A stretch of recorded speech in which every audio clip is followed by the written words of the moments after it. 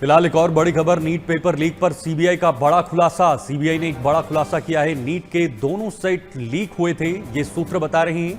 NEET paper leak पर CBI का ये बड़ा खुलासा इस वक्त सामने आ रहा है और नीट के दोनों सेट लीक हुए थे, ये भी सूत्र इस वक्त बता रहे हैं कि आखिर नीट के जो दो सेट हैं वो दोनों लीक हो गए थे। ये बहुत बड़ी लापरवाही या बहुत गहरी साजिश जो पिछले कई दिनों से रची गई और उसके बाद नीट के दो सेट लीक किए गए, जिसका खामियाजा उन बच्चों को भुगतना पड़ा जिन्होंने इसमें परीक्षा दी थी। उन तमाम बच्चों पर या उन तमाम अभिभावकों पर या उनके टीचर्स पर भी इसका सीधा प्रभाव जो है वो पड़ रहा है। हालांकि दोबारा परीक्षा की जाएगी, लेकिन जिन बच्चों ने तैयारी की थी, जिनका माइंडसेट था, उन बच्चों की मानसिकता पर इसका सीधा प्रभाव, सीधा असर पड़ते हुए नजर आ रहा है। नीट पेपर लीक पर सीबीआई लगातार जांच पड़ताल कर रही है। इस जांच को आगे बढ़ाते बढ़ाते रोज कोई ना कोई खुलासे निकलकर सामने आ रहे हैं और इन खुलासों के बीच आज का जो सबसे बड़ा खुलासा है या जो सबसे बड़ी खबर है, उसमें एक आरोपी को राउज एवेन्यू कोर्ट में पेश किया गया और राउज एवेन्यू कोर्ट में पेश करने के बाद इसको 14 दिन की रिमांड पर भेजा गया। यह बताया जा रहा है कि ये आरोपी काफी अहम सदस्य थी, खास तौर पर पेपर सेटिंग कमेटी की, मनीषा की नाम की। उन्होंने अपने सहयोगियों के साथ मिलकर पेपर लीक किया है, ऐसी भी खबर है। और हालांकि मामला अभी चल रहा है और कोर्ट में इसकी पूरी प्रक्रिया हो रही है। सीबीआई इसकी पूरी जांच पड़ताल कर रही है। धीरे धीरे जैसे इसकी जांच आगे बढ़ेगी, वैसे वैसे एक एक परतें खुलती जाएंगी कि आखिर कौन कौन लोग इसमें शामिल हैं, कितने लोग हैं और ये जो नेक्सस बना हुआ था, ये जो पूरा नेटवर्क बना हुआ है, वो कितने राज्यों तक फैला हुआ है और कितने लोग इसमें कुल मिलाकर शामिल हो सकते हैं, इसके लिए इंतजार करना होगा। लेकिन आज की सबसे बड़ी अपडेट यह है कि एक आरोपी को फिलहाल 14 दिन की रिमांड पर भेजा गया है। देखिए, इस खुलासे ने लाखों करोड़ों के बच्चों, जो बच्चे इसमें शामिल थे, उनका भरोसा तोड़ा है, उनका मनोबल तोड़ा है। क्योंकि एक अध्यापक ही या जो इस विभाग से जुड़े हुए लोग हैं, वही अगर इस प्रक्रिया में शामिल होंगे, इस घटना में शामिल होंगे, तो जाहिर सी बात है इससे बच्चों के मनोबल पर सीधा असर पड़ेगा, उनकी मानसिकता पर असर पड़ेगा और अगले आने वाले एग्जाम के लिए वो तैयारी कैसे दोबारा करेंगे। क्योंकि एक बार जो कड़ी मेहनत की जाती है तो उन बच्चों को लगता है कि बहुत जल्द उसका परिणाम उन्हें पॉजिटिव वे में मिलेगा, लेकिन जब सिस्टम की खामियां पाई जाती हैं तो वहाँ से ये पूरा जो बच्चे हों या उनके टीचर्स हों, उनके माता पिता हों, उनकी मानसिकता पर भी इसका सीधा असर पड़ता है। प्रॉक्स चौधरी हमारे संवाददाता इस वक्त इस पर जानकारी के लिए जुड़े हुए हैं। प्रॉक्स, जानकारी दीजिएगा, क्योंकि आज एक बहुत बड़ी डेवलपमेंट सामने आई है। आरोपी मनीषा मंधारे को 14 दिन की सीबीआई रिमांड दी गई है। शीतल, देखिए, जब से सीबीआई ने इस पूरे मामले की जांच शुरू की है, तब से ऐसे ऐसे नाम सामने आए जिसने सभी को चौंका दिया है। कैसे एक पूर्व लेक्चरार और एक करंट लेक्चरार ने मिलकर इस पूरी साजिश को अंजाम दिया है। कैसे जो क्वेश्चन पेपर सेट उनको 22 लाख छात्रों के लिए बनाना था, हाँ। कैसे उस क्वेश्चन पेपर को लीक करके गैस पेपर के तौर पर मार्केट में पहुंचा दिया, कोचिंग दी उनको। कैसे राजस्थान के जयपुर से इसकी शुरुआत हुई, महाराष्ट्र तक ये पहुंची, महाराष्ट्र के साथ साथ हरियाणा के गुरुग्राम, ये तमाम वो जगह हैं जहां से अलग अलग लोगों को, कुल 9 लोगों को अब तक सीबीआई गिरफ्तार कर चुकी है। और कैसे एक बिचौलिया, यश यादव जिसका नाम बताया जा रहा है, कैसे एक बिचौलिए की इतनी बड़ी भूमिका रही पूरे पेपर को अलग अलग राज्यों में डिस्ट्रीब्यूट करने के लिए। हाँ। और क्योंकि जब भी कोई पेपर सेट होता है तो पूरी संजीदगी के साथ जो पेपर सेट करते हैं लेक्चरर, उनको ये जिम्मेदारी दी जाती है और उस जिम्मेदारी के तहत वो क्वेश्चन पेपर सेट करते हैं। लेकिन क्योंकि इसका फायदा मनीषा ने उठाया, क्योंकि बहुत इजी था उनके लिए कि क्वेश्चन पेपर तक पहुंचना, क्योंकि खुद कुछ क्वेश्चन पेपर सेट करे थे, एनटीए का हिस्सा थी वो क्वेश्चन पेपर सेट करने में, कुछ और लेक्चरर हिस्सा थे, तो उस कमेटी में ये भी शामिल थी और उसी का इनको फायदा मिला कि सीधा क्वेश्चन पेपर तक इनकी पहुंच चुकी थी। और उसका इन्होंने फायदा उठाया, हैंड रिटन क्वेश्चंस निकाले उन हैंड रिटन क्वेश्चंस को ना सिर्फ अपने कोचिंग के जरिए बच्चों को सिखाए, उनको क्वेश्चन पेपर दिए, बल्कि इसको आगे तक पहुंचाया। और कई बिचौलिए जिनकी महाराष्ट्र से शुरुआत हुई थी और राजस्थान के सीकर और जयपुर तक पहुंचे, हरियाणा के गुरुग्राम तक पहुंचे थे, और इन सभी ने मिलकर पूरा एक सिंडिकेट तैयार करके मार्केट के अंदर एक गैस पेपर पहुंचा दिया। और जब इसकी जानकारी एनटीए को लगी तो पेपर को रद्द करना पड़ा था। पूरा रोष देखा गया, गुस्सा देखी गई, नाराजगी देखी गई, लेकिन अब फाइनली धीरे धीरे वो सिंडिकेट पूरी तरीके से ध्वस्त कर रही है सीबीआई। सभी को बारीकी से जांच करके पकड़ा जा रहा है। मनीषा को भी सीबीआई हेडक्वार्टर के अंदर पूछताछ की जा रही थी। पूछताछ में जब खुलासे हुए तो उसके बाद मनीषा की गिरफ्तारी डाली गई, कोर्ट में पेश किया, रिमांड मिल चुका है, आगे पूछताछ की जाएगी। लेकिन एक खबर और मैं आपको बता दूं कि जल्द ही एक और गिरफ्तारी होने वाली है। मनीषा ने किसी और शख्स का नाम लिया है जो कि उसकी भूमिका है। अब आखिर कौन है वो, ये कड़ी आखिर और किन प्रदेशों तक पहुंचेगी ये देखना रहेगा। लेकिन हम ये कह सकते हैं कि 21 जून की तारीख दोबारा तय कर दी है एनटीए ने एग्जाम की, लेकिन भरोसा अभी भी बच्चों को नहीं हो पा रहा है, परिजनों को नहीं हो पा रहा है कि क्या दोबारा तो पेपर लीक नहीं हो जाएगा। जो मेहनत उन्होंने एक बार पहले की थी, दोबारा से वो मेहनत करने के लिए तैयार है, लेकिन कहीं ऐसा ना हो कि दोबारा से पानी फिर जाए। लेकिन हालांकि इस पर खुद शिक्षा मंत्री धर्मेंद्र प्रधान ने प्रेस कॉन्फ्रेंस की थी, तारीख का ऐलान किया था। उन्होंने ये भी कहा है कि अगले साल से जो एग्जाम होंगे वो ऑनलाइन मीडियम से होंगे, ताकि ये क्वेश्चन पेपर प्रिंटिंग होना, लोगों तक पहुंचना, इसकी पहुंच दूर से दूर हो जाएंगे ऐसे लोग जो क्वेश्चन पेपर लीक करने की साजिश रचते हैं। तो इसको लेकर अगले साल से क्या तैयारी है ये तो धर्मेंद्र प्रधान की तरफ से, एनटीए की तरफ से बता दी गई है। लेकिन फिलहाल एक डर जरूर बच्चों के अंदर बना हुआ है कि कहीं दोबारा से तो ये पेपर लीक नहीं हो जाएगा। लेकिन हम ये कह सकते हैं कि सीबीआई की तरफ से जो जांच की जा रही है वो दायरा अब लगातार बढ़ता जा रहा है जांच का। बिल्कुल प्रॉक्स, लेकिन सबसे बड़ी बात यह है कि शिक्षा एक बुनियादी जरूरत है और ये इसलिए दी जाती है ताकि इससे बेसिक प्रिंसिपल को भी सीखा जाए, न सिर्फ सफलता के लिए किसी व्यक्ति की, बल्कि इससे बुनियादी प्रिंसिपल भी सीखे जाते हैं। ये भी शिक्षा का एक बहुत बड़ा उद्देश्य होता है। लेकिन अगर इस तरह से शिक्षा विभाग में ही इतनी बड़ी लापरवाही सामने आई या ऐसे लोग इसमें पाए जाएंगे तो एक बहुत बड़ा गंभीर खतरा है हमारे लिए या बाकी अन्य लोगों के लिए। तो कुल मिलाकर ये बताता है कि भाई ये इतनी बड़ी लापरवाही उन तमाम लाखों बच्चों के भविष्य के साथ खिलवाड़ कर रही है। तो इस सिस्टम को सुधारने की जरूरत बहुत बड़े पैमाने पर देखने को इस वक्त साफ तौर पर मिल रही है। बिल्कुल, देखिए सबके मन में यही सवाल होता है कि आखिर किस तरीके से लेक्चरर जिनके ऊपर जिम्मेदारी सौंपी गई थी बच्चों का भविष्य बनाने के लिए कि वो बच्चों का भविष्य बनाएंगे, क्वेश्चन पेपर सेट करके कुछ क्वेश्चंस अपनी तरफ से देंगे, कुछ बाकी लेक्चरर देंगे और एक क्वेश्चन पेपर सेट तैयार हो जाएगा जिसकी परीक्षा देकर बच्चे आगे डॉक्टर बनेंगे। लेकिन किसी ने ये नहीं सोचा था कि वही लेक्चरर जिनको जिम्मेदारी सौंपी गई है वही इसके अंदर सम्मिलित होंगे। और यही कारण है कि अब धीरे धीरे सीबीआई की रडार पर आ रहे हैं। सीबीआई को कई दस्तावेज मिले हैं, कई प्रूफ मिले हैं, व्हाट्सएप चैट मिली है कि यश यादव, मनीषा, इसके अलावा और जो लोग थे, मंगी लाल, ये सब कैसे, विकास, ये सब कैसे एक दूसरे के साथ जुड़े हुए थे, कैसे ये पेपर व्हाट्सएप के जरिए, टेलीग्राम के जरिए मार्केट में पहुंचा था। तो ये सारे सबूत धीरे धीरे सीबीआई की तरफ से इकट्ठा किए जा रहे हैं और इसी सबूतों के आधार पर 9 लोगों को अब तक गिरफ्तार किया जा चुका है और इन्वेस्टिगेशन अभी भी चल रही है, पूछताछ अभी भी चल रही है। और मनीषा हो या पूर्व लेक्चरार हो, उन सभी के साथ ये पूछताछ करके कोशिश यही है कि जल्दी से जल्दी जो मेन कल्प्रिट है, जिसकी तरफ से पहला कदम उठाया गया इस पूरे साजिश को लेकर, उसको पकड़ा जा सके, ताकि भविष्य में अगर ऐसे कोई एग्जाम होते हैं, भविष्य में आने वाले समय में अगर एग्जाम जब ये होंगे तो उस समय पे दोबारा से ये लीक पेपर ना हो पाए, बच्चों के भविष्य के साथ खिलवाड़ ना हो पाए। बिल्कुल प्रॉक्स, मनीषा की जो 14 दिन की रिमांड दी गई है, क्या ये इस पूरे मामले में, इस पूरे प्रकरण में जांच की दिशा में एक नए खुलासे करके सामने आ सकता है? कुछ नई चीजें निकलकर सामने आ सकती हैं मनीषा के माध्यम से? बिल्कुल, देखिए यही कारण है कि महिला मनीषा को जब पकड़ा गया था तो उनसे पूछताछ की गई। उनके कुछ जो बैंक खाते हैं उनको फिलहाल सीज किया गया है, उनके मोबाइल फ़ोन, लैपटॉप, इन सभी को अपने अंडर लिया गया है, इन सभी को जांच की जा रही है, खंगाला जा रहा है, ताकि मनीषा के साथ और कौन कौन से लोग संपर्क में थे उनके बारे में पता लग पाए। ऐसा ना हो कि कुछ और लेक्चरार थे जिन जो पेपर सेट कर रहे थे उनकी भी कुछ संदिग्ध भूमिका हो इसके अंदर। तो फिलहाल सीबीआई इसी को लेकर इन सभी 9 के 9 जो आरोपी हैं इन सबसे पूछताछ कर रही है।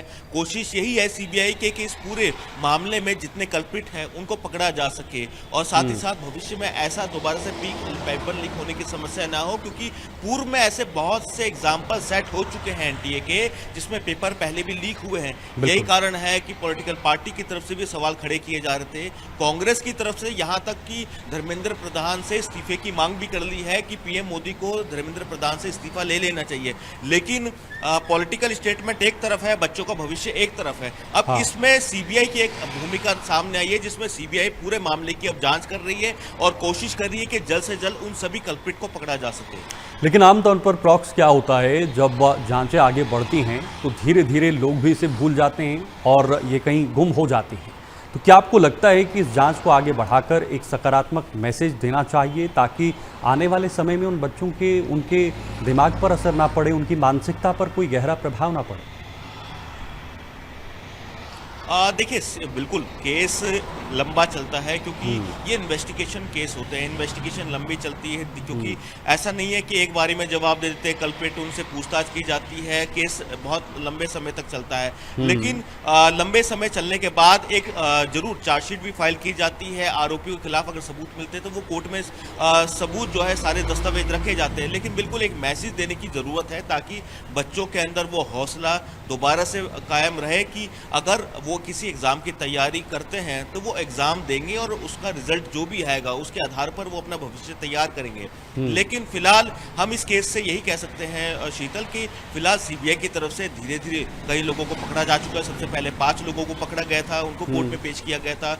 उसके बाद 2 लोगों को पकड़ा गया था, अब फिर से 2 लोगों को पकड़ा गया है। तो टोटल 9 आरोपी अब तक इस मामले में पकड़े जा चुके हैं। ठीक है प्रॉक्स, दोबारा आपके पास लौटेंगे। फिलहाल वक्त ब्रेक पर जाना है, उसके बाद तुरंत प्रॉक्स के पास जाएंगे। लेकिन नीट मामले में आज जो बड़ी खबर सामने आई है वो ये है कि एक आरोपी को पकड़ा गया और आरोपी को कोर्ट में पेश करने के बाद उसे फिलहाल रिमांड पर भेज दिया है। उम्मीद है कि रिमांड पर, यानी जो 14 दिन की रिमांड है, इस रिमांड के भीतर कुछ और नए खुलासे हो सकते हैं, कुछ और नए नाम निकलकर सामने आ सकते हैं। यानी नीट लीक के और कितने गुनहगार हैं जो पर्दे के पीछे हैं और कितने गुनहगार ऐसे हैं जो अब पर्दे के आगे सामने आ चुके हैं, और जो पर्दे के आगे हैं वो अब धीरे धीरे उनके नाम भी सामने आ गए हैं। लेकिन अभी भी कई ऐसे लोग हैं जो बिहाइंड द कर्टन्स भी हैं, उन्हें बाहर निकालना अब सीबीआई के ऊपर एक बहुत बड़ी जिम्मेदारी है, सीबीआई के कंधों पर जिम्मेदारी है, ताकि उन तमाम बच्चों को राहत मिल सके, उनको एक भरोसा और आश्वासन मिल सके कि भाई अगर कुछ होता भी है तो उस पर कार्रवाई भी होती है और सफल कार्रवाई होकर उनकी गिरफ्तारियां या उसका कोई अंजाम भी हमें देखने को मिलता है। ये हमारे भविष्य के लिए, हमारी शिक्षा नीति के लिए और हमारे शैक्षिक जो शिक्षा का ढांचा है उसके लिए बहुत महत्वपूर्ण रहने वाला है, क्योंकि साल 2024 में भी नीट को लेकर कई बड़े सवाल उठे थे और कई चीज़ें निकल कर आई थी, और अब साल 2026 में भी नीट को लेकर ये चीज़ें सामने आई हैं। चले फिलहाल प्रॉक्स चौधरी और साथ साथ हमारे साथ इस वक्त मंजुला उपाध्याय जी जुड़ी हुई हैं प्रोफेसर के तौर पर। मैं सीधे उनका रुख भी करना चाहूँगा। प्रॉक्स हमारे संवाददाता भी इस वक्त जुड़े हुए हैं। प्रॉक्स आपके पास आऊँगा, लेकिन पहले प्रोफेसर मंजुला उपाध्याय जी, आपका बहुत बहुत स्वागत और बहुत बहुत शुक्रिया, आपने समय दिया और हमारे साथ जुड़े। पहला सवाल मेरा यही रहेगा कि बहुत दुख होता है जब इस तरह की चीज़ें निकलकर सामने आती हैं, खास तौर पर शिक्षा के क्षेत्र से जुड़ी हुई सर मैम। शिक्षा एक तरीके से बहुत ही पवित्र जो है हमारा ऑक्यूपेशन है और उसको उसी लिहाज से हमको देखना चाहिए। पर एनटीए जैसी एजेंसी अगर बार बार विफल हो रही है तो इस पर उन पर प्रश्न चिन्ह खड़ा होना एक आम सी बात है, क्योंकि जो बच्चे हैं आप देखिए कुछ सुसाइड भी केसेस भी आ रहे हैं जिनका अच्छा स्कोर हुआ, जिन्होंने पूरी लगन से मेहनत से काम किया। तो जो निरंतरता बनी रहती है मेहनत की और पढ़ाई की, उसमें जब इतना हताशा आती है और जब हताशा आती तो बच्चे इस तरीके का कदम उठाते हैं। माँ बाप और पर बच्चों के सभी का ये एक तरीके से दृष्टिकोण होता है, पूरी अपनी सामर्थ्य वो लगा देते हैं। बहुत कम परसेंटेज ऐसा ही है कि जो ट्रायल के तौर पे देता है, मैक्सिमम बच्चे सीरियसली उसको दे रहे होते हैं। तो इस गंभीरता को जो एजेंसी इस ऐसे एग्जाम्स को कराए, उनको भी सोचना चाहिए। बिल्कुल। और साथ ही साथ इससे लगे हुए संबंधित जो भी लोग हों, जैसे कि हमारे यहाँ भी नीट का सेंटर हम देखते हैं, तो गवर्नमेंट ने एडेड कॉलेजेस जो गवर्नमेंट से हैं या प्योर गवर्नमेंट इंस्टीट्यूशंस जितने हैं, यूनिवर्सिटीज जो गवर्नमेंट की हैं, वहां पर सेंटर्स दिया। जब पहली बार अभी 2 साल पहले जब पेपर लीक हुआ था, तो उसके बाद जब आपने गवर्नमेंट इंस्टीट्यूशंस को सेंटर्स दिए, सुचिता पूर्वक सब चीजें चली, पर कहीं ना कहीं और लूप होल था, यानी कि सेंटर से लूप होल नहीं है। बिल्कुल। और ये जो बीच में इतनी ज्यादा एजेंसीज इन्वॉल्व होती हैं और वो ले देके एट रैंडम लास्ट मोमेंट पे कुछ बच्चों को या बहुत इमेच्योर लोगों को एम्प्लॉय कर देते हैं।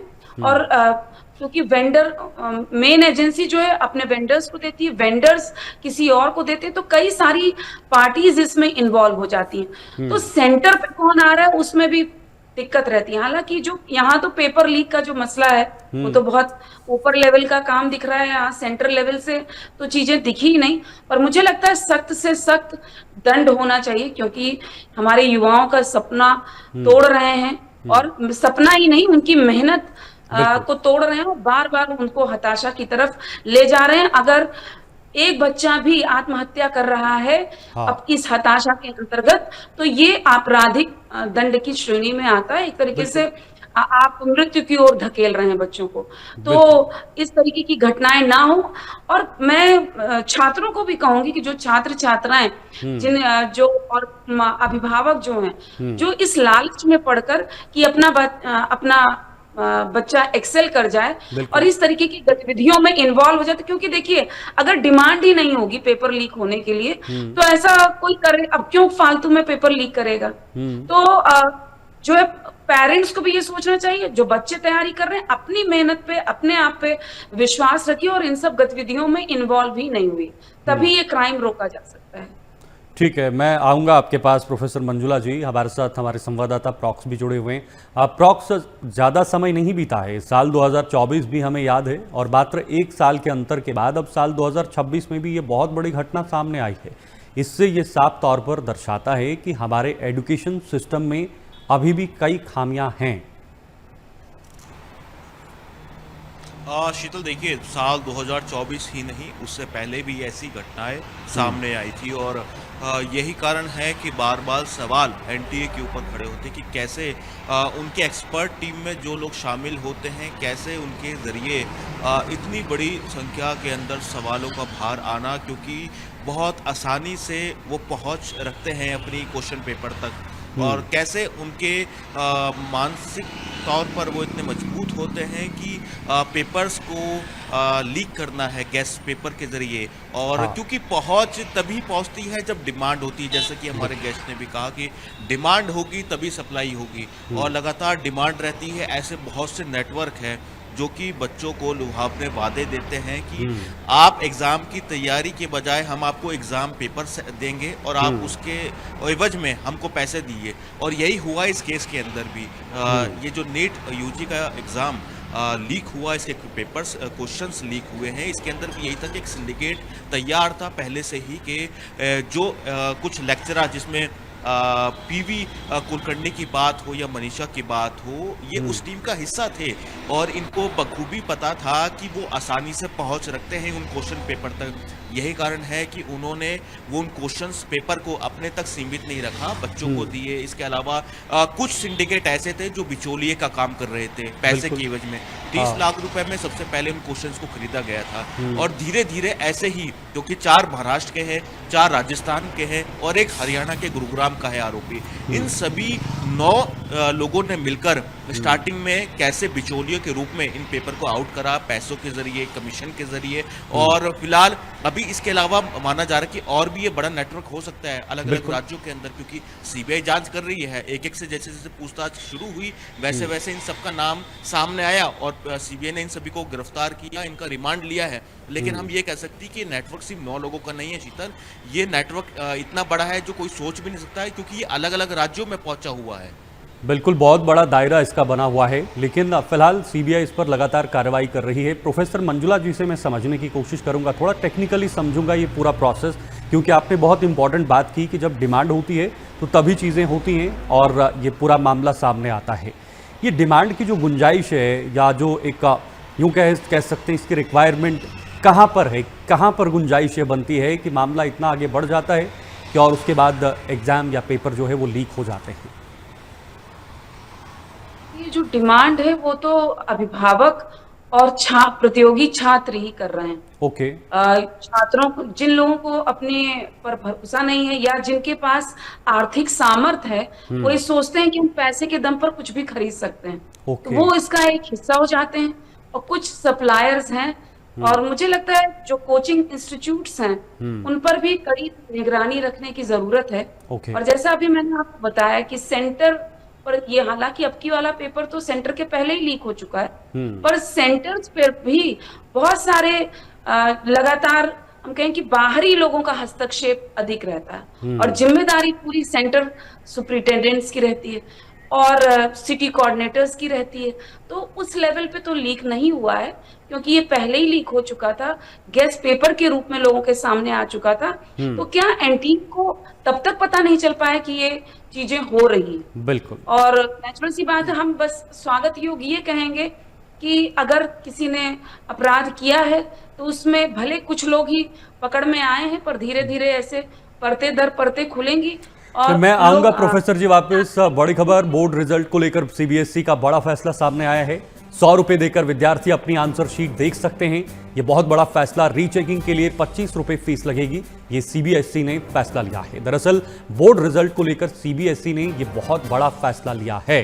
100 रुपए देकर विद्यार्थी अपनी आंसर शीट देख सकते हैं और ये पता लगा सकते हैं कि उनका कहां पर नंबर कटा है, क्या हुआ है। ये रीचेकिंग को लेकर फैसला आया है।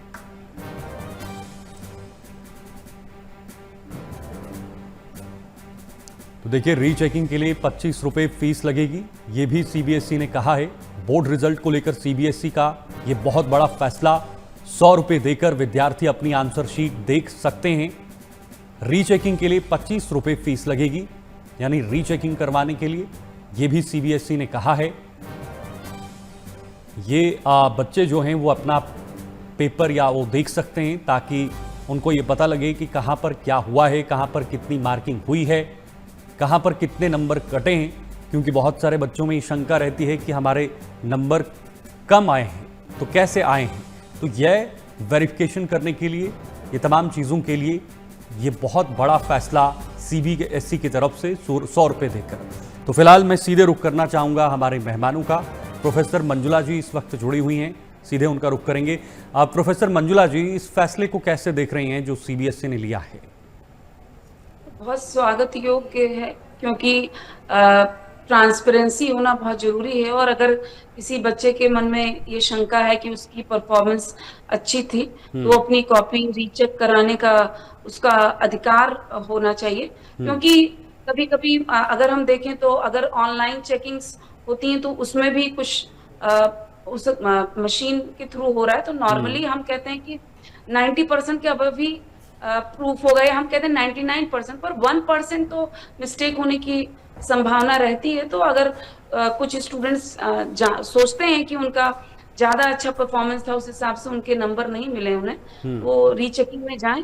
और इतना मिनिमम अमाउंट रखा है सीबीएसई ने कि स्टूडेंट्स उसको अफोर्ड भी कर सकते हैं। हाँ। क्योंकि सीबीएसई स्कूल्स तो ग्रामीण क्षेत्रों से लेकर शहरी क्षेत्रों में सभी जगह हैं, और सेंट्रल स्कूल्स भी हैं जो सब सीबीएसई बोर्ड के हैं। तो बहुत ही स्वागत योग्य कदम है। आपने इसी पर एक बात जोड़ी थी कि भाई पैसा दिया जाता है और पैसे के दम पे कुछ भी किया जाता है, और ये इसमें भी चलता है। ये पहली बार नहीं हुआ, बहुत पहले भी ऐसे केसेस सामने आए हैं। मंजुला जी, क्या ऐसी प्रक्रिया होनी चाहिए बच्चों को ट्रांसपेरेंसी के साथ, अकाउंटेबिलिटी के साथ, वो सब चीज़ें उनके सामने रखी जानी चाहिए, ताकि उनको पता लगे कि उन्होंने क्या परफॉर्मेंस दी थी और उनके सामने जो रिजल्ट आए हैं वो क्या है?